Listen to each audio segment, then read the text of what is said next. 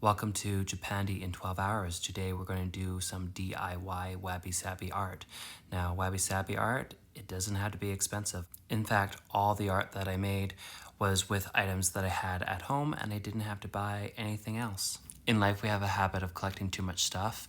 One way to help things be more uniform is just to spray paint them. Right now, I'm spraying 3 picture frames, a box that also has a picture frame at the front of it, and the back of a canvas painting.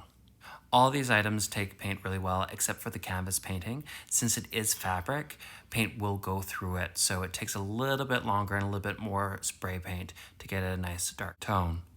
This painting is not an expensive painting. If anything, it's one of those fast-made pieces of art, so I'm trying to upcycle it to make it into something special. As I let the paint dry, I start my second project. These 3 banners were actually included with my shamisen as a way to protect them. They were wrapping each part of the shamisen. However, they're so beautiful, I want to make them into art, but before I can do that, I need to repair all the tears. I accomplished this simply by using glue and tissue paper on the back of these banners.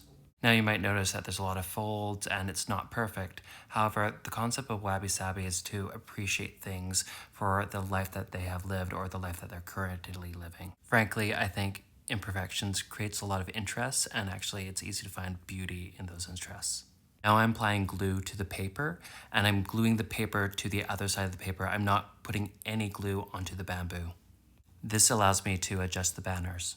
Now I'm adding some yarn so I can hang it to the wall. Time to check on the paint. I'm pretty happy with how they turned out. They are all dry and all uniform in color. Before I put anything on the wall, I add the photos and mementos to the frames, and I roughly place the frames in the areas where they'll be hanging. The glue is now dry on my second project. Now I'm able to hang it. I'm using a command strip hook to hang this piece of art. These banners are very light, so I know that the command strip will be able to support it. And overall, I don't like using nails because of the holes that they leave. What I'm trying to show you here is the loop in the string that I've added, just right in the center of the string. This enables me to manipulate the sides of this piece of art to help make sure that it's level and as even as possible. The loop is made by twisting the string in the center. I'm not making any ties. An easier way to describe it, or maybe a better way to describe it, is that I pinch in the middle and then I do a twist. And then from that twist, you have a loop and you put that loop onto the command strip hook. This is one of the most important steps. Whenever you hang art, make sure you stand back and look at it. Since this is something that I made from scratch, the bamboo poles are not even. I'm not wanting them to be even. This is Wabi Sabi. I'm embracing the imperfections. So there will be a slight unevenness, but I do want to make sure that it is centered. So that's why I'm taking a moment to stand back and look at this project. I am very happy how this turned out, but it looks even better at night. I think this is a wonderful representation of Wabi Sabi.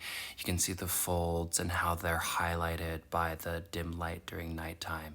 It provides so much character, and it's quite a calming space to be in. This is one of the cheapest lights I have ever made. It's just basically a bamboo stick and 3 components from IKEA. And here I am showing by twisting it and having empty space, or the concept of Ma, you can play around with the light and the character of the piece. All right, here we are back earlier in the day, and I'm placing the objects on the wall. One very difficult element when it comes to placing a lot of pieces of art is making sure that they're all even and level with each other. That's one reason why I like using command strips. I've put this project in the part of the home that's often overlooked. This accomplishes 2 things. 1, adding interest to an area where there was none, and B, it makes the space feel even bigger, your home feel even bigger, because your eyeline extends to a further spot. On the back of the black canvas, I put up photos and mementos of my performances and my exhibition. They are thematically related because it's about Japanese Canadian history. It was through the Surrey Museum and Archives, as well as the Canadian National Museum for Human Rights. I want guests to have an experience of interacting with these items. So any item that is able to be opened or have a page turned, they are able to do so. All these images that you see will be switched out with new items throughout the year. The idea is to have pieces to be seasonal, to change based upon holidays or on birthdays and the such. This is one of my favorite pieces, is of me and my nephew. And then when you open it up, oh my goodness, it's me as a baby. So again, this is something that guests can interact with and enjoy. The project beside the box is just checks that have been destroyed. After I destroyed them, I made them into a collage, so it's a way for me to reflect on the past year. And there you go. That's the DIY Wabi Sabi art.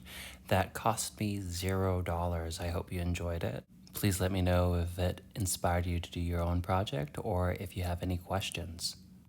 I hope you enjoyed this Japandi in 12 hours. If you did, feel free to check out the other ones, and I look forward to sharing future projects with you. Have a great day.